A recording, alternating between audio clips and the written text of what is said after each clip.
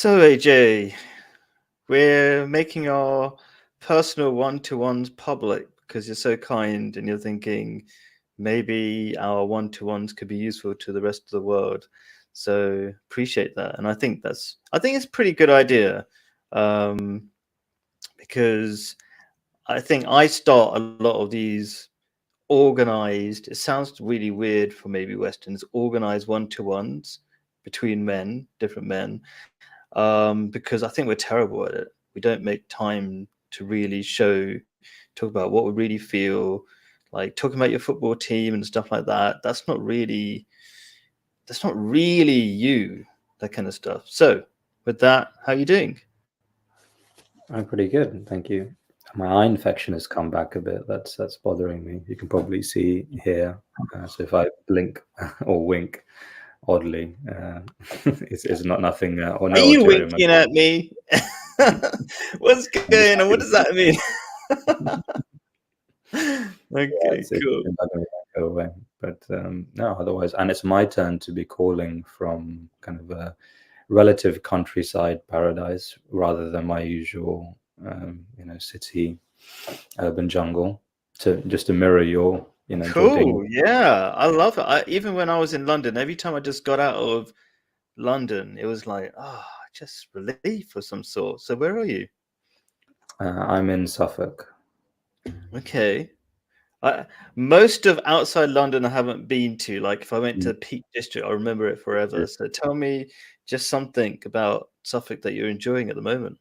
My first time coming to Suffolk, it actually wasn't my choice. It was part of refugee support and asylum seeker support and part of my charity work. So we're kind of, it's a bit of, if you see people walking past as well, it's a bit of a war room that we've made here because of the situation with deportations and quite a hostile government that doesn't seem to want to live up to its obligations to take care of refugees and asylum seekers, especially coming from the Middle East, and threatening them with removal to Rwanda. So just for a mental health kind of retreat in some sense, but also safety and also kind of preparing with lawyers and things. Yeah, so Wow. we came here to kind of a safe house. So that's been probably for a couple of weeks. So I can't say exactly too much where I You're am, going to but be there for a couple of weeks. we've already been there for a week. Yeah, Oh, wow. it's taking it day by day. A lot of confusion, a lot of people here with PTSD and trouble sleeping and things like that. So yeah, it's been intense, but we've been buoyed by the lovely Suffolk countryside, whether by the coast. I'm a Yeah. big believer in that the sea can wash away a lot of pain and Cool. See, I'm so ignorant of Suffolk. Like, I didn't realize there'd be a scene area or something. It's like me anywhere too. outside London, I have to really think about it.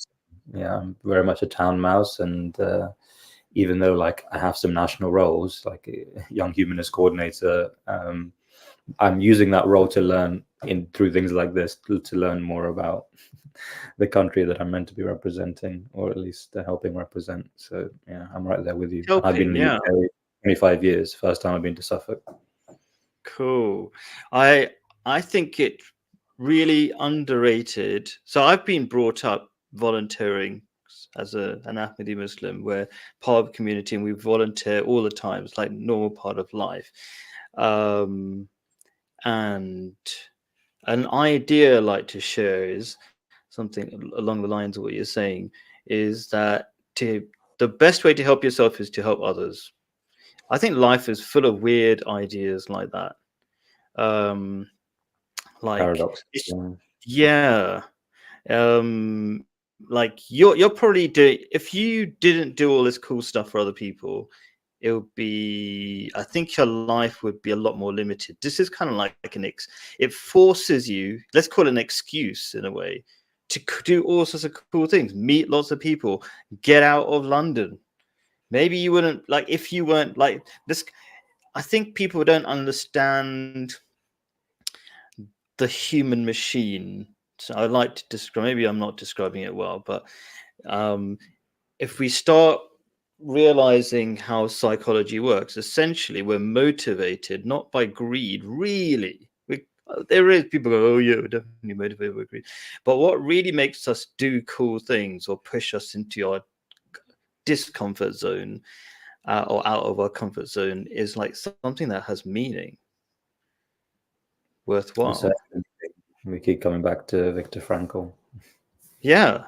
I mean, I don't know much stuff, so I definitely go back to them. But like his stuff is important. Yeah. I would say without community, I in some sense I kind of categorize it. We were talking about before about the topics for these live streams and what kind of topics we should cover. And I kind of told you these are the broad headings that I try and put things under. And spirituality is one of the broad headings in my life that can describe so many things. And a part of spirituality as an agnostic is not necessarily connecting with some kind of superior being. We'll get onto that a bit later. But whether that being is there or not, it's about unity with the cosmos or whatever forces out there, and also very locally unity among other creatures, species that I share this planet with. And because I'll find that unity one way or another. Like when I meditate, when I had a chance to meditate here in the lovely sunshine and yoga, and usually I do it in my room. But you feel connected, you feel one with nature. Sure, there is something genetically in us that wants us. We can't just be friends with the grass or with the trees, or at least I can't. I'm not that enlightened. Maybe Buddha could. I don't know. You see God in all things, or you see unity and the divinity in all things. So yeah, I think connecting with people is a big part of my life. It's a duty, it's an obligation. I think first and foremost, I think it's activism is the rent that I pay for living on this planet. Whether that's environmental activism, helping those less fortunate, a lot of privilege. I have. I can take. I go work remotely, so that's a big change to how usual people can work, and they can't devote this amount of time. Or if they have kids and family, that also will be a priority they have to take on. But then again, I think the best charity starts at home. The best charity can be raising the next generation in a good way. If I, whether or not I have kids, whatever my values are, apart from people I've influenced, which is a big thing. But the people you can influence most are your family, people that you raise, especially. So if I'm not successful at influencing people, then whatever my values and my practices are will die with me. So the next generation. I love that so much. There's so many cool things you said there that are so important, I think. One of them is this idea about duty. I usually use the word responsibility. Responsibility sounds boring and miserable and like hard work and whatever, right? And I think people overemphasize freedom to do stuff. Freedom is like maybe a starting point. Like, okay, cool, you got freedom. That's not the end. Like just freedom to do anything. We don't really just want to be free to do random. We don't want to just do anything. We feel, because the human machine, if I'm going to keep using that kind of phraseology, is like we need weird stuff like connection. Like there's this guy, I'm really a big fan of, Johan Hari. I mentioned it before, probably have. Did a fantastic TED talk about like what we've got wrong about addiction and so many other things. He's written a book about the 9 lost connections we have, like connection to work, connection to nature, connection. Like when you say connection to work, like the meaning, it was like, what's the point? Why are we doing this? Like we don't feel good about making the same bolt a million times. We rather a machine does that kind of thing. We like to do something like we feel like, oh, we're working towards creative, something. expressive. Yeah. So that's so cool. Like this sort of the duty. So I like to say responsibility gives purpose, meaning, direction. Somebody is so powerful. So it's I want to make. I'm just mentioning it. So anybody listening, and maybe to make you keep doing the stuff you're doing, maybe. To feel cool about responsibility. I want responsibility to be a cool word, right? More than freedom. Viktor Frankl said the same sort of thing. He wishes there wasn't just a Statue of Liberty, but a Statue of Responsibility, which is so cool. I think it's very so. It'll change lives. It will give energy to so many people if they thought that way, I think. What do you think? Yeah, I've heard. I've forgotten about that Statue of Responsibility and Liberty analogy. That's quite a nice one. And yeah, it's flip sides of the same coin. I think freedom or rights, they exist. It's on the reverse side of the coin of responsibility. Like with rights, Mm. responsibility. I mean, it's a very famous phrase. With great power comes great responsibility. And I think power, it can also be sort of reconceptualized in this case as freedom and rights and liberties. We can't have absolute liberty. This is where sort of the libertarian political sphere comes into contact with progressives and sort of social libertarians, where there needs to be, again, activism is the rent that we pay for living on this planet. There's no free lunches in nature or even in human affairs. We need to give something.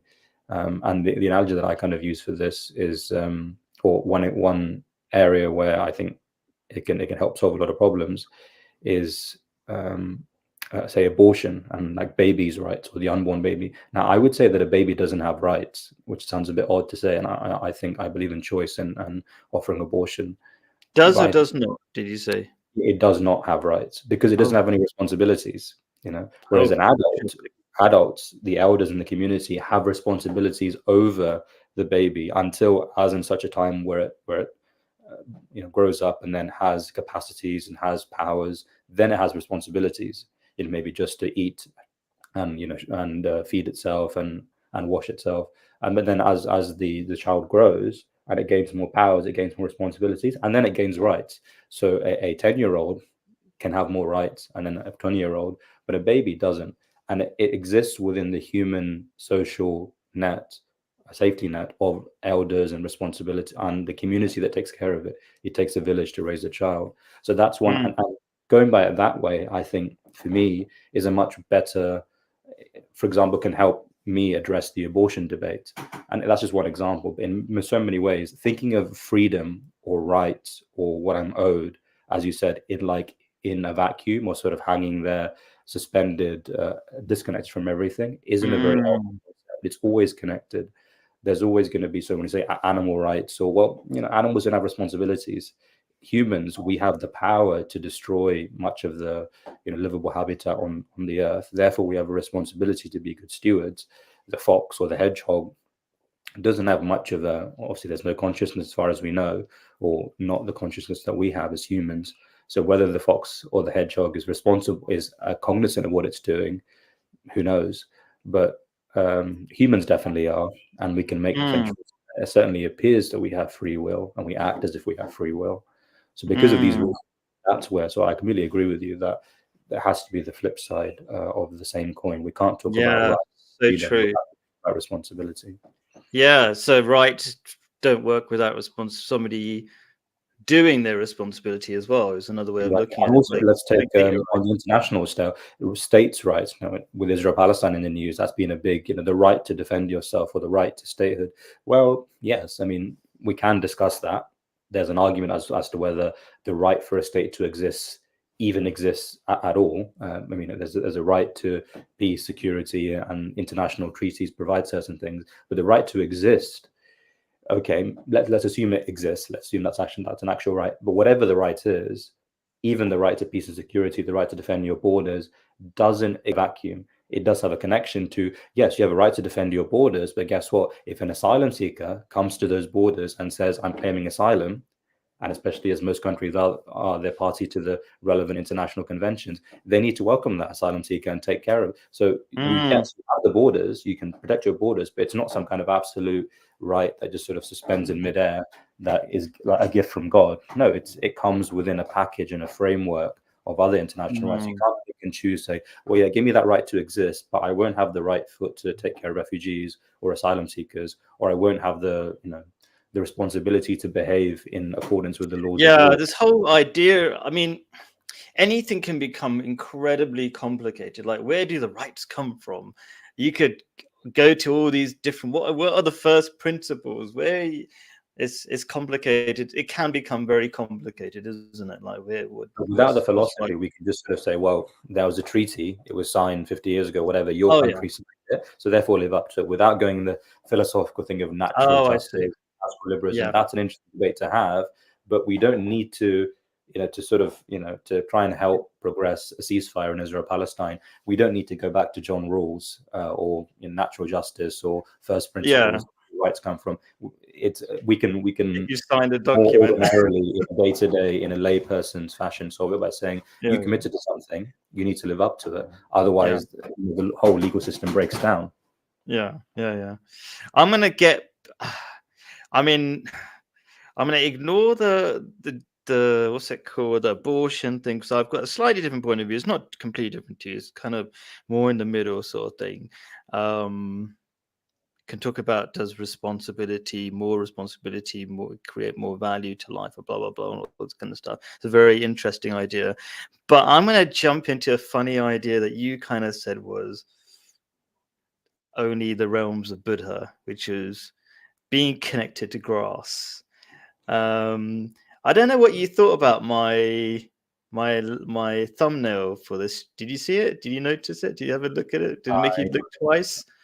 No, I just glanced at it. I didn't know. I didn't see it. Okay, cool. Maybe I'm the one who's kind of took a lot of interest in it. I was like, I really like that. Okay, so basically, I will, just for people who don't know, but I won't give boring long introductions. I'm a Muslim, and I take a lot of inspiration from the Quran, and that particular thumbnail came from a often, I think, misunderstood or ignored verse of the Quran. Often the verses of the Quran about the miracles of Solomon are usually taken literally, like the ant army and stuff like that, as if they're literal ant armies. And this one particular is a little, you can call story, but I wouldn't say the Quran's the best storyteller. It just jumps into an idea, gives all these interesting metaphors. And this one's about King Solomon with the Queen of Sheba, taking her into a glass palace under which rushing water flows. We can look at the. By the way, for people who are particularly interested, I give and we could, if you want, because Alavari, although he's an atheist, he runs a Quran class that I love being part of, where we kind of dissect and contemplate these verses. So we could stick on the screen if you want to, but for general purposes, do check out the description, where I always put a little document about the ideas I want to go through. We might not cover all of them, but anyway, this particular verse, just to paraphrase it, it goes something along the lines of: there's a glass palace paved with smooth slabs of glass, under which there's rushing water. And that whole scenario makes the Queen of Sheba, who wasn't a believer in God, or at least Solomon's God, idea of God, suddenly say, what were the words? Let me actually make an effort. I didn't even bring the document up. Recent, maybe. But basically, I will carry on paraphrasing, and then maybe I'll click on it later on. It makes her realize that there is a God to the universe. And this conversation is not really exactly if there's a God, but who is God. And part of that conversation is, if there's a God, what's the nature of God, and all that kind of stuff. So how does that mean? What does that even mean? What's this story about? For me, from my understanding, is that the universe is a glass palace. Why is it glass? Because we see the physical elements in front of us, the planets, the universe, ourselves, and stuff like that, and we're in awe of those things, but we don't realize the rushing power behind it, which is God. What is that power that enables all these amazing things to happen? And I love that. And I thought maybe you love it as well, because you like, when we had previous conversations, maybe, well, it wasn't recorded before, you said something along the lines that you mentioned a verse from Rumi about the Quran, and the Quran is the verses between the verses or something. What was it? I'm probably ruining it. Do you remember that? It was like, yeah, you read it, but you should feel it. And I think I feel something about that. Those verses of the Quran, it's like the magic. It gives the magic of the planet, like the power, the spirit behind the universe. Like these things just don't happen. And then that makes me feel connected to grass. I can look at grass and be absolutely just stare at grass. I really could. Anyway, how do you feel about all that? I also agree, but I wouldn't say if you gave me a choice between, for example, the asylum seekers that I'm helping now and forming amazing bonds with, or grass, I would choose the humans every time because I'm a human and I connect more with humans than I do with grass. But I was saying, yeah, some enlightened soul probably could. I mean, a lot of Indian saints will say they're saying, yeah, really. I mean, there was this lovely story from an Indian saint, Ramana Maharishi, which a real influence in my childhood. And he was in a cave, kind of, he'd retreated there on a mountain, and some of his sort of Western disciples who had read about him and all of his talks, whatever, came into the cave, and they were so excited to see him, and they saw actually that in this kind of very austere monk saying it was meant to be living, basically on nothing. He had a cushion that he was sitting on, not on the floor, and you think, okay, well, he should be very kind of austere and he should be very minimalist. Why is he even having that cushion? So the disciple pointed out and just phrased it almost like, too clever for school. Said, Sri Maharishi, why are you sitting on a cushion there? And then Maharishi pointed to the stone or just a slab that his disciple was coming sitting on, and he said, actually, is there any difference, between that and that? It's all just matter at the end of the day. So sure. Yeah, I can sit on this one day, I can sit on that one day. It's the mental attachment that we make. Okay, that's comforting, and that's kind of better. But I can sit on anything without actually having, it's the labeling that's the problem. We talked about this before. Buddha would say it's not that good or bad, or beautiful or ugly, do they exist or not exist? It's the labeling that causes the suffering. Once we attach a label to something, my wife is beautiful, or my partner is, or my car is beautiful. Once we attach that label, then we're already kind of lost. We're attached to it. We're in the world of suffering and attachment. Whereas if we question that label attachment, or if we are in a flow state where we just experience it, that's where the Sufis would say. I'm not sure if Rumi also uses this, but definitely it's a general Sufi concept of dhawq, the Arabic concept, tasting something, not just reading it. So that experience in that flow state, yes, then we can experience beauty. And not to say that beauty and ugliness or whatever, they don't exist. It's just where the boundary is and where that bright line is saying, well, this is beautiful and this is not beautiful. Well, what if everything is beautiful and it's just our perception? So same with the stone. So in that sense, yeah, I'd agree that the life force that's surging through the universe, I mean, the Milky Way, the center of the Milky Way, the sun, they're all sending all kinds of rays and energies that pass through the earth, neutrinos and so on, that physics is barely getting a grasp on. So we're only seeing a very narrow spectrum of reality that we're interacting with. So if you want to call that other thing God, again, God of the gaps, sure. Like I said before, I don't mind using the word God. I use the word God very freely. In fact, what determines it is who I'm speaking to. I don't actually mind using myself, my internal monologue. It doesn't matter for me as an atheist, as an agnostic. So, but if that's what is useful to communicate with someone and get across this idea of a cosmic energy, a unity, unifying force, a humility that we need to have in front of the universe, which is just incomprehensibly vast and complex, and before which we're just puny creatures that barely are clinging on to an existence. That feeling is religiosity to me. That's spirituality to me. So because of that, yes, I would certainly feel we're in a glass palace, and I wouldn't say we're in a frosted glass palace where we can't directly see the quantum level. Yeah, I see what you mean. We can see some hints of it. Maybe we can hear the water rushing, but we don't know what's on the other side of that veil. We've got limitations to our senses. Is that what you mean by frosted? Like it's not beautifully opaque. Yeah. I think so. It's interesting. So the Quran says the glass is clear in the sense that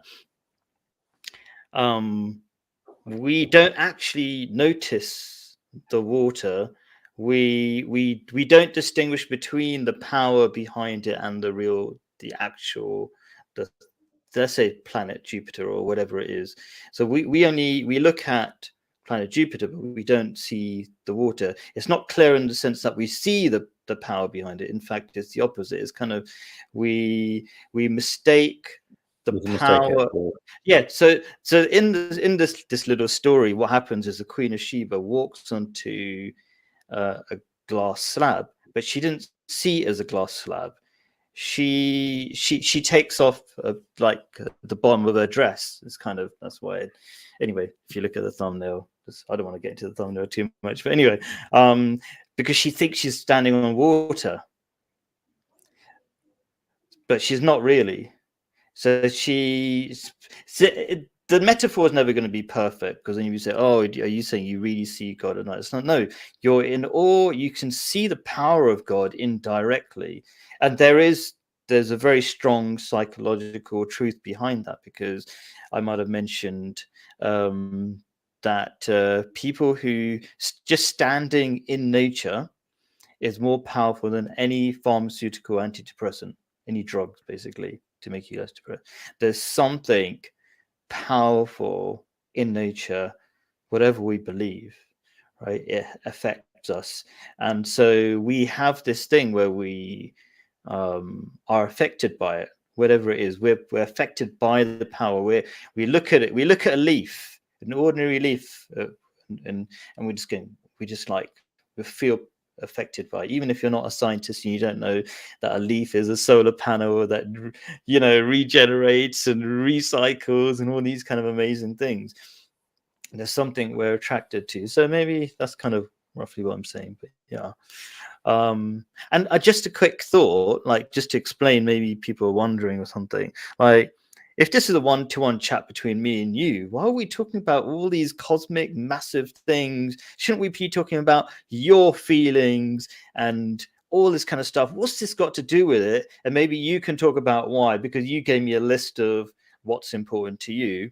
But I want to give a quick thought about why are we talking about these big things and being connected with grass. It's just, again, how we function. It's the why. Why is everything to us, but we don't really, in a kind of materialistic world, we don't value that. And have you ever heard of Simon Sinek?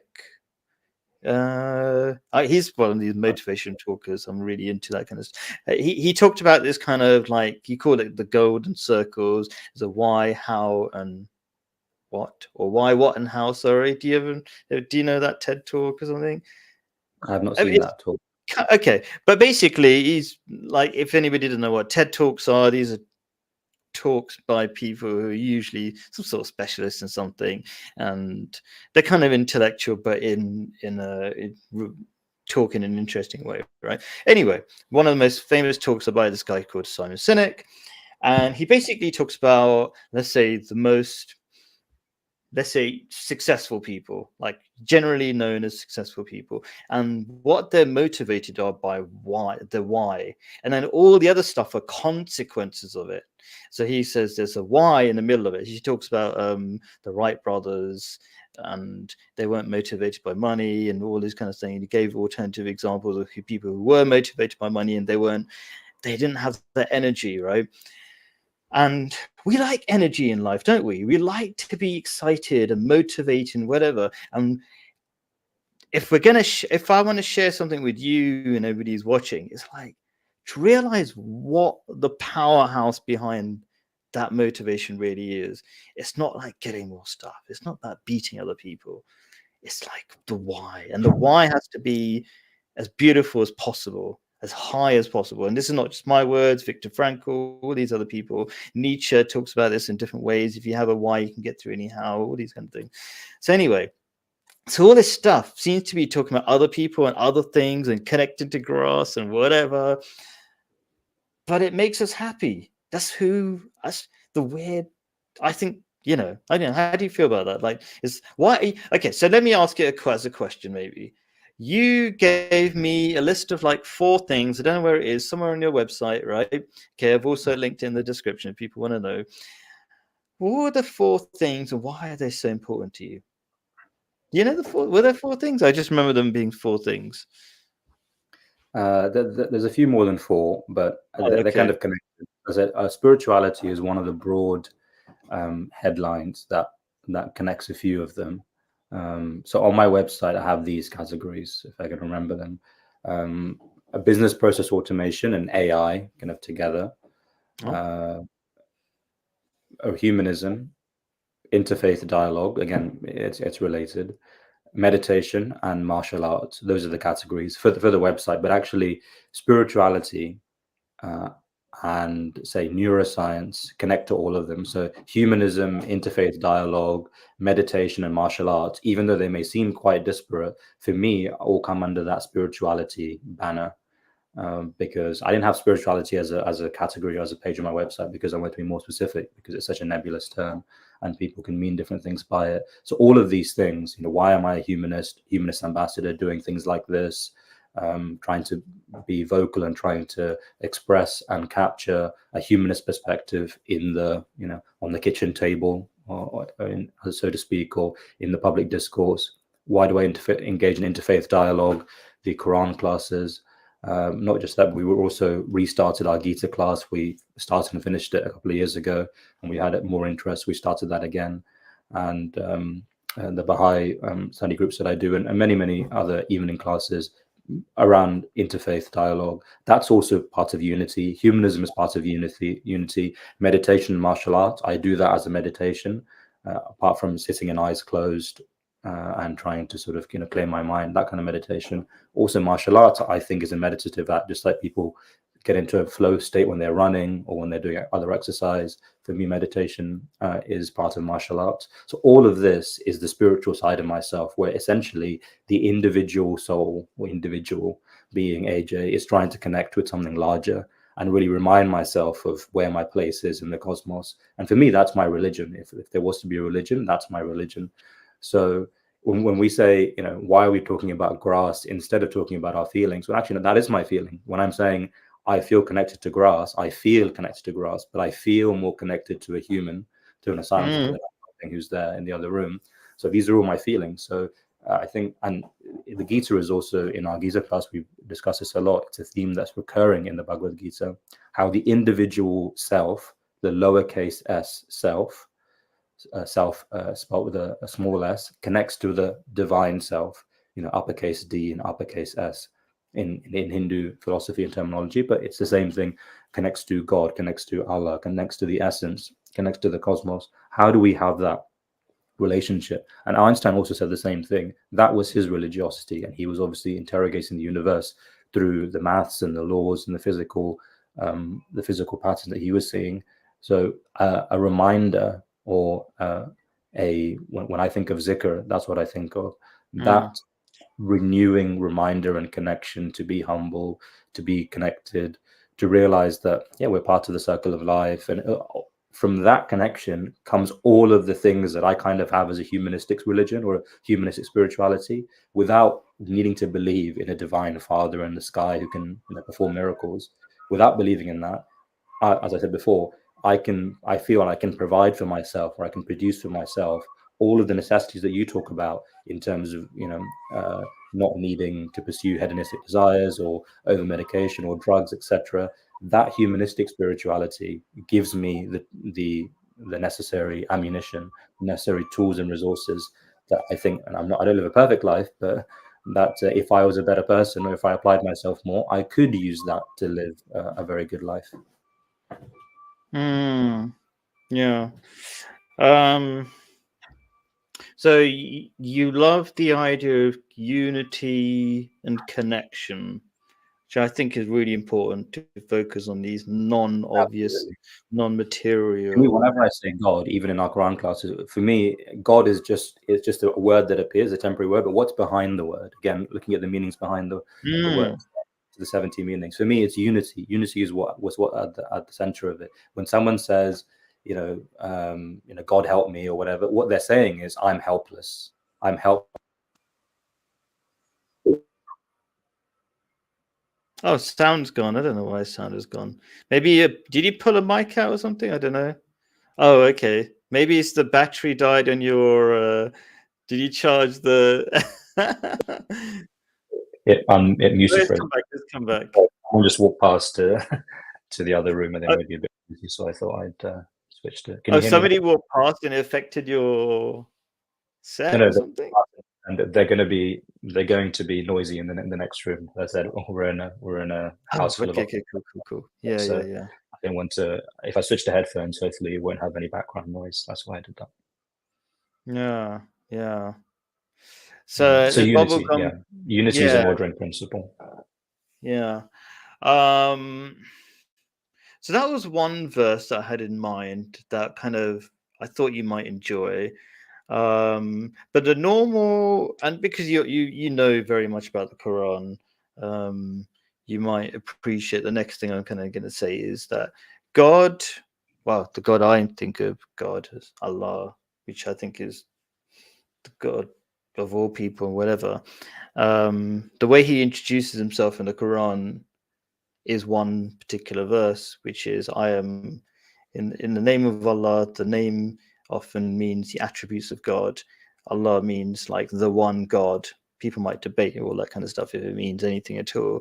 And then he says, I am the most gracious, the merciful. And those translations are very weak, I would say, because if you go into what those two words mean, and I don't want to make this whole thing, but I'm going to say as briefly as possible. It's something like this. First of all, if I have the honor of talking about God and introducing God, as it were, in the stream, then I would do it the way God does it. So that's why I would naturally incline myself, be inclined to go to that one verse, which is repeated at the beginning of every chapter. It's like as if this is the point of everything. Like it's not my accident that this verse is being repeated. What is the point of what is this verse saying? From my understanding, without going into just the bland translations, it goes something like this. One, I am God, the most perfect, because that's one of the meanings of Allah, right? The most perfect, the one, right? And also then Rahman Rahim means, first of all, the one who gives generously, gives everything you need. And I want to even backtrack a tiny bit. Both these attributes, the key attributes of God that I understand and I've learned, are connected to the idea of a womb, which we've talked about in our classes before. Rahim is connected to the word Rahman Rahim. They sound similar to people who haven't learned much about Arabic or anything. And that gives the real beauty and a picture of who is God. It's God is the one who takes care of you like a mother. And there are verses of the Quran that kind of reflect on that. Even hell is a mother to you in the Quran. It's described as because there's no hate, there's only development. And so that's what a womb is. A womb is a special place, like where your mother takes care of you at her own expense and gives you everything, but not only gives you everything. Here's maybe a controversial word for religious people: evolves you. It doesn't just grow you. You don't become like a bigger one cell, you know. You don't just split into more cells. You become this another creation, and it never stops. Like you die, you come out the other side a higher being after death. It doesn't stop. That's my understanding. You can talk about that if you want. And so that's both the beauty of God and sort of in many ways, and this is important to me, I'm going to always push certain things that I think are really important for you as my brother, right? That why you necessarily need to believe in a conscious God who really cares about you. And it's like just looking at, for example, with the word Allah. Let's start with Allah, one God. Isn't it a necessity? And I don't want to get bogged down into this if you don't want to, right? But isn't it a necessity that there'll be an ultimate one cause of all causes? There's all these causes, they come back to something, they have to start from somewhere. That is Allah, the one, the perfect creator. Isn't it natural? Maybe I'm asking too many questions. I'll ask this question together or something.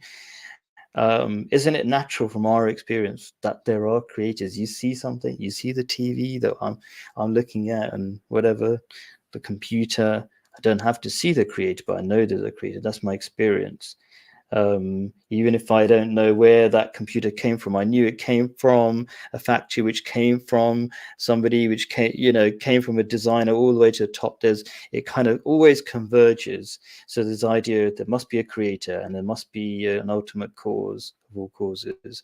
There's some thoughts about this is just touching, and maybe we'll go into it more if you like. This one verse of the first verse of the Quran. What are your feelings about that? Just thoughts and feelings.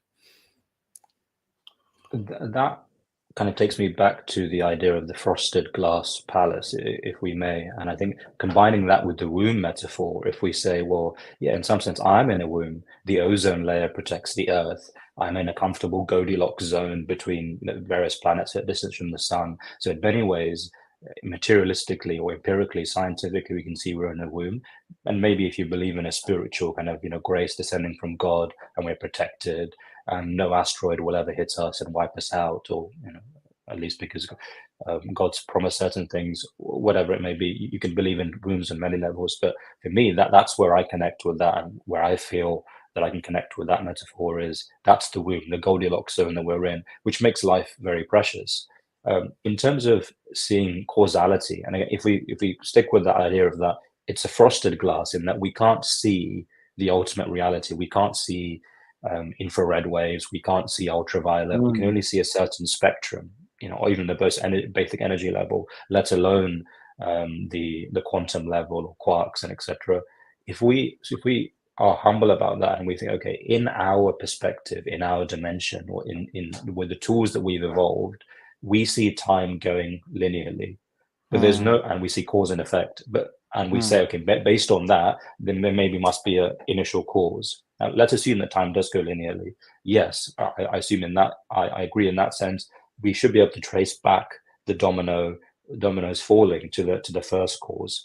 I mean, Laplace talks about this as well, and Leibniz with his snooker balls. So he just says, well, the universe is a big snooker table, basically billiards table, where the balls are bouncing, and that's causing consciousness, that's causing indigestion, that's causing whatever it may cause. But we just don't know. We can't figure out the pattern of ball bouncing, and we can't. So he said we ascribe that randomness. We say randomness, but actually it's God. We in our limited human potential, we say this is what's happening, but actually it's because of our limited human perspective. Now, I think there's something to that. I don't ascribe it to a God. I just say, I don't know what's causing that. And also, I don't even know if time is proceeding linearly, because in physics equations, the arrow of time can go both ways. There's no reason for it to go only in one way. I know time bends. I never heard that you can go the other way through time. That's an interesting one. Well, there's no variable for time in say, for example, theoretical physics equations of, say, for example, an electron, in how it travels, or quantum electrodynamics. There's no time. In theory, time can go both ways. In theory, of course, we've never observed it, but in the multiverse of possibilities, theoretically, if you crack an egg and it cracks open, it could reassemble itself just by pure chance and probability. There's nothing in the physical laws of nature that's preventing that going in the reverse way, given there's enough energy, of course. So energy and entropy are definitely things that we can measure, but time isn't. It just so happens that in our universe, time seems to go what we perceive as forward. But in other universes, if we were to transport in that universe, we may see time proceeding to our kind of tools that we have, sensory tools. It could be proceeding backwards. So if I was if I was trying to summarize what you're saying, is like, sure, there's a possibility God can exist from our experience. It makes sense, blah, blah, but there's all this stuff that we don't know. And maybe it works differently because our minds are limited, our perceptions are limited. And maybe God doesn't exist because, like, our perceptions are limited. And I agree. Like, there could be a way that, let's say you have a door locked. All of creation could have been made without a sentient being. Yeah, Sure. that's the point. Yeah, so I agree. In like in our normal experience, maybe there's a door and it's locked, and you think, as far as you know, the door could only be locked from the inside, but somehow it's locked. But you don't, and the door is locked for ages, and then it never opens, and you go, oh, maybe maybe there's another way. Maybe somehow it happened. Maybe it's a rubbish example. I'm not giving the best example, but like you see something and you think that's the only way, but after all, you think maybe there's another way or something, you know. I think, what about this idea of, before I do always appreciate when we do a live stream, you know, people comment and stuff like that.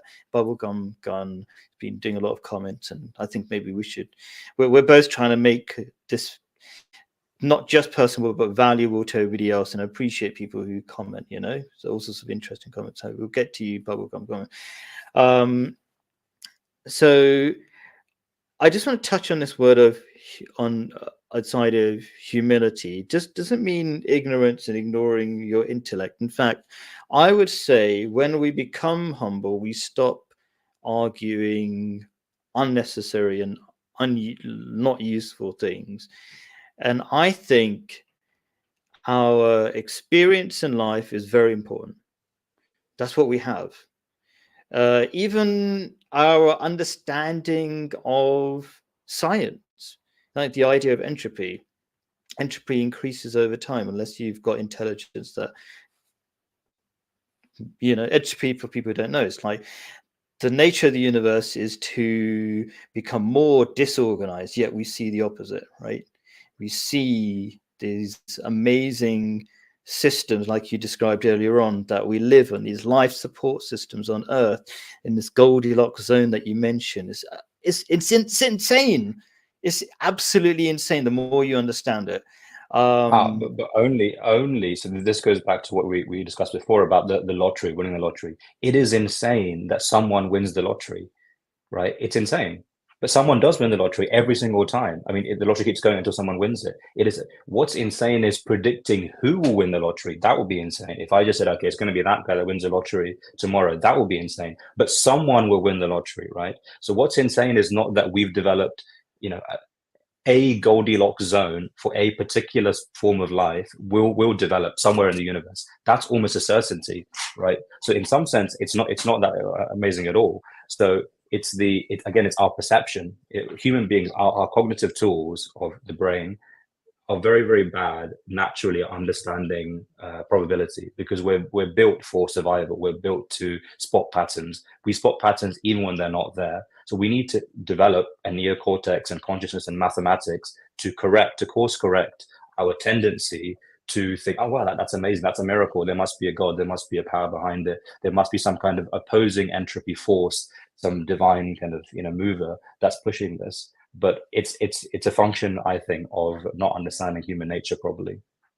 So I think we sometimes look at things the wrong way around, and I think that whole example of the lottery is the wrong example.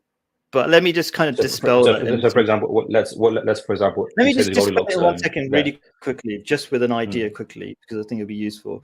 You just said it's not amazing that X person, Bob, wins the lottery, but it is amazing if we think about the cogs, the invisible cogs that create our life support systems, that all of those things happen. Just like it would be amazing if we saw a watch, a TV, and we said nobody made it. We know that's amazing. We know those examples are completely different. The lottery example, to say that it happened, sure, it happened. We didn't see a watch being made. It's just a bunch of numbers that happened, and somebody was told, and there is a design behind the lottery. It's not like there's no design. It's designed that somebody wins, right? There's an intelligence, right, that says you will win if you get these limited set of numbers. So those examples are not the same at all. We are amazed that these things exist and these systems exist that support our lives. Yes, again, with limited human perception, we find that we allow ourselves to be amazed. And again, you may be amazed. The average person should be amazed. I'm sure you must be amazed, right? that this world But I'm exists. amazed at what? Amazed at, so if I consider that there's 100 billion galaxies, I don't even think our brains can understand. It's not just 1,000. It's not just some big number. 100 billion galaxies and 100 billion chances for water on ice to develop at a certain distance from a star, where water can then develop, and then some kind of proteins or some other kind of life, abiogenesis to happen. Is that actually amazing? 100 billion experiments. Do we actually even know? I can't even conceive of that. I think that's when we think, okay, well, maybe it's just a million, or maybe it's just as many pebbles as there are on the beach. Maybe that many. It's even more than that. So when we have when the odds are, when we have those many dice, dice being rolled, the fact that some of them may have land on six times in a row isn't actually that amazing. So it's just, I think, again, we're trying to understand probability using an emotionally biased set of tools, which is our consciousness and our brain. That's why it may seem amazing. If you stop someone randomly on the street and ask them a basic probability question, they most probably will get it wrong, because they're trying to use their gut instinct, and the gut instinct says, wow, that's amazing. It's like saying, well, how I can meet someone on Tinder and I can match them. Wow, she's actually matched with me on every one of my likes, and she likes the same movie as me. Wow, that must be. But actually, what we're not doing is considering all of the other probabilities and possibilities that come into that. Actually, well, given the fact that we both live in the UK, we both live in London, the fact that we both speak English, there's only 100 movies on IMDb, so that then becomes so you then start to seeing less of a God's hand, invisible hand of God working in this, and more just, okay, it's bound to happen. But I remember all the times where I do match. I don't remember the times where I don't match. Confirmation bias and recall bias, and that can also help us come to the conclusion that there must be some kind of guiding anti-entropic hand behind all of these things. Again, I'm not saying there isn't. Again, I'm really an agnostic in that I don't really think if there is a God, it's beyond this dimension, beyond any possibility of interrogation using empirical scientific experiments. So therefore, in some sense, I don't really worry about it. I want to live a good life. We've talked about this before. What's the goal of Islam? The goal of Islam is not monotheism. The goal of Islam is not to worship God. The goal of Islam is not to read the Quran. The goal of Islam is not to pray. It's to have righteous conduct, taqwa, to live well. And the Quran says that itself. Why do we worship God? Worship Allah so that ye may be righteous. It's clear in the verse. So it's righteousness. If I'm automatically righteous because I'm using, whatever humanist principles or any other principles, and I end up living a righteous life, if there is a God, Pascal's wager, then I should be okay. If a God judges me justly, that's an interesting one. If God judges me justly, I don't need to be, because I don't want to be propounding on theories of things that I don't know, because I can't empirically investigate it. You're asking a human to believe in things, al-ghaib, in the start of the Quran, the unseen or the hidden realm. We're asking a human to believe in things that they can't see, they can't touch, they can't interrogate. Maybe they have a feeling that arises within them. Maybe I feel Jesus inside me. Yeah. To say you can't interrogate an idea is wrong, isn't it? I think you mean like you can't see clearly, maybe, but you can interrogate ideas logically, just like we are right now, sort of thing. So I was just touching on an idea, but I feel guilty. I said to him, "Bubblegum gone 1 second, a sec." So let's just jump into his comment. We kind of we should answer some of the questions. Yeah. Ordering the question "God is who" not only allows for one name, but also it limits it to. So he doesn't. I mean, I could jump through some of his comments. Maybe that would kind of explain it. I'm a bit confused still, even though I think this might explain what he's trying to say. No Christians can ever say God is Jesus because it reveals a falsehood. I think what he's trying to say, and you can come up with your understanding what he's trying to say. I'm just clicking different versions of his comments. I think he feels that when you say who, you're suggesting only a name. But through our discussions of the Quran, God is not just a name. Allah is not the only name. There's 99 names. There's 99 different attributes. And my understanding is they're the only limited number of attributes understandable to human beings in this life anyway. So it's not like God is limited to a name. So we're not talking about a name. We're trying to describe God. Like, who is God? What is God? That kind of thing. We're not trying to say God, Jesus, or something like that. I don't know. What do you understand by his question in an attempt to possibly answer it?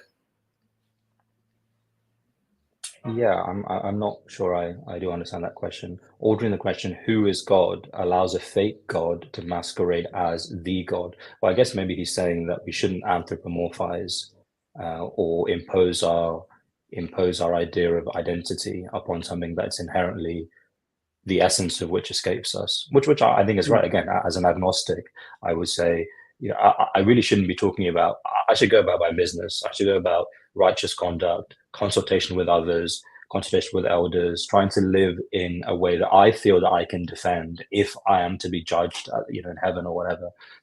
That's what I should be focusing on. The nature of God and whether God has 99 names, 99 billion names or whatever. It's not my concern, essentially, because Would you say if it's I'm not your truly concern at all, or some of your concern? Because you do study the Quran. I think they're useful, but I think maybe maybe there's some people go to the extremes where they live their life in only philosophy and no action. And I would say some of those ideas, your idea of God, enables you to go. But just like you said, like before, like was it? I can't remember what you said. Sometimes you know the verses of the Quran much better than I do. Like a belief in God is not just about for the sake of believing in God, but for the sake of enabling righteous action. What was the verse of the Quran or something? Or even if you're paraphrasing, is that roughly right? Like you believe in God, not just worship Allah so that you may be righteous. So worship of Allah is a means to an end. It's not the end. It's not the end. So therefore, if we say, and Adam, one of our friends in the Quran class, says this very well. Belief is not just some kind of identity. We talk about identity politics. I'm a Muslim. I have this belief. The belief alone is it's just static. It doesn't actually translate out into the world. It's how do you allow that belief to transform you within, so that you become a different acting, walking, speaking, expressive creature in the world, and you actually are able to do different things in the world. And then you're judged on that righteous conduct by others, and also for yourself. And if there is a God, then the God will judge you. That's really what matters, not just sort of saying, well, I'm holding this flag, I'm wearing this T-shirt, footballification, I support this team. That's the bare minimum to say that I'm a Muslim or I'm a Hindu. That's not enough, though. That's nearly not enough. And the Baha'is, our Baha'i friends talk about this a lot, translating that into service. That we have to walk the path of service, they say. We have to serve humanity, you have to serve nature, serve the planet, the world around us. If we're not doing that, then essentially talk is cheap. Yeah. Anybody can talk. You can live the idea in a life of philosophy and don't act on it. I wonder, maybe you can. This isn't because you understand a lot about the Quran and maybe Islamic ideas. He says attributes are not the name of God. Would you agree with that? Considering the Islamic context, like Rahman, the gracious, the merciful, Rahim. All these other descriptors of God, they're considered often considered the names of God. I'm just intrigued. We're kind of wrapping up as well here, but just would you want to answer it? Because I'm going to answer it, but I'll be intrigued. What would you say about that? My thoughts are, the idea of a name is a human concept. Like if humans didn't exist, an animal wouldn't have a name. Love is a human concept, as in we have the anthropomorphization, the conceptualization of justice or of caring or of anger. These are human attempts, or if there is a God, God's given us these concepts to sort of, like you might give a toddler some blocks to play with, or you may have stabilizers on your bike, because that's the best way that we can approximate even understanding what a divine being could be. But to take that too seriously and to think, no, that actually is the name of God, like I'm AJ or Khalid, that's the name as a human being, as a name, is, I think, an oversimplification, and I think that's an overstep. It's not actually that. It's a learning tool, a useful metaphor to consider that God can be angry, that can have love, and so on, from a human perspective. If we take that too seriously and say, like Zeus, God is going to strike down with vengeance and with the lightning, then we're carrying the story too far, because then we're identifying God, so there's some kind of extra dimensional superior concept, with something that we can familiarize ourselves with. So again, we're projecting too much. We should project to a limited extent with humility as a learning tool to help us be more righteous. It's not that, oh, I know the secret name of God and the other believers don't, or I know exactly what God is. You're having a one-upmanship there. That's not the point. The point of understanding God is not to be above your fellow man. The point of understanding God and to have play with these metaphors, read the Quran, is to develop ourselves and become more righteous. If we're not doing that, winning, as you say, the philosophical debate about, well, I can have 100 quotations about the names of God, that's just ego boosting at that point. And that's focusing too much on the individual self, the lowercase s self, and not really focusing on unity, not really focusing on how am I part of the whole, how am I contributing to righteous conduct to a part of the whole. So we shouldn't take these words and names too seriously. Yeah, I love the humility idea. Just trying to touch on it on. So my quick answer to Bubblegum is that in Islam, you can't know God. God says he is beyond anything you can understand. Like, it's God's names in the Quran are not like Bob. It's not like a label. It's so you can understand. So even Allah is an attribute in ways, right? And all of God's names. God doesn't need to tell you my name is Bob or Dave. It's kind of irrelevant. And so that's that. And then coming back to our whole discussion, and I think this is so important, the thing about humility. I just clicked on some random thing by accident. This idea of humility is really important to me, because I think, like on places like, I don't know, I'm not very good at Twitter, but all I hear about Twitter is people arguing. And I think if there was humility, people would listen to each other and make more progress. And it's not just humility to say, okay, I'm wrong. No. It's like, where are we going with this? Like, righteousness is a nice way to go. And sometimes we try to outwit the other person. It's like, I've got this fancy argument, blah, blah, blah. It's not about that. I don't need to beat you or whatever. In fact, beating other people is probably not useful. Like, I remember Jordan Peterson. I'm not always a fan of it, but I learned a lot from him. So I should have some humility and accept him, because he's just he's annoyed me because he's kind of joined a Zionist gang. So he's annoyed me. But I still learned a lot from him, right? And he said, like, when you're like debating with your wife or something, you don't really want to beat your wife in an argument, because you're on the same team. And maybe like you should steel man is the argument. Like, you should like say, what's the strongest argument? Where is she coming from, sort of thing. And then maybe we should do that with each other as best as we can. And I think maybe that would be an interesting discussion at some point. Like, how do we, when we talk to each other, steel man each other's arguments? Anyway. Awesome. We're going to stick to 1 hour because we've both got all sorts of cool stuff to do in our lives. Thank you so much. Do you want to, this is kind of like our conversation. I want you to wind it up. And thank you, by the way, Bubblegum Gun, if I forget not to thank you. Millions of comments. We will check them out after and maybe. But Alavari, thank you for putting your name properly this time. Appreciate it. I'm going to learn it slowly. Alavari. Yeah, cool. Just wind up with something. What did you feel like? You got something from it? Had anything? Oh, it's been, I've not had much time to focus on the divine, as it were, on the cosmic connection, on unity, yes, but it's been a lot of material unity this week, with asylum seekers that I'm helping, and with volunteer work, and with other friends and lawyers and all of this kind of stuff, procedural bureaucracy with the material world and politics. So this has been a very welcome escape to, connect my mind to something greater that's always above us and around us.